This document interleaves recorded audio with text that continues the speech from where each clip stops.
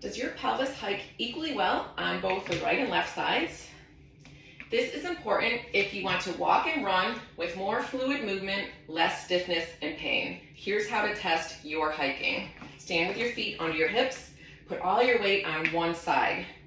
Bend the opposite knee and drop the opposite hip. This puts you in a hike on this side. Do that a few times.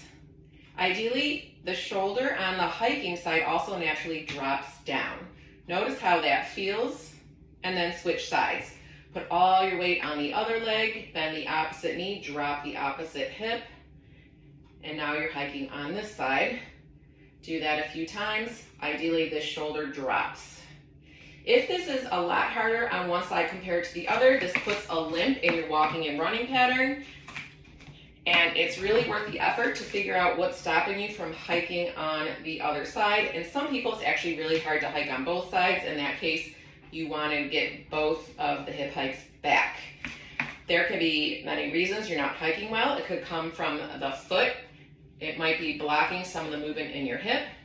It might be your hips not cooperating with this hike. As you can see, my hips are closing the angle on the side that's hiking and opening the opposite hip.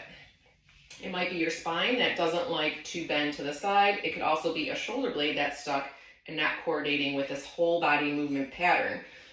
So again, if it is a lot harder to hike on one side compared to the other, it's a really good idea to investigate and figure out what's going to help you hike better so that you can walk and run more fluidly with less pain.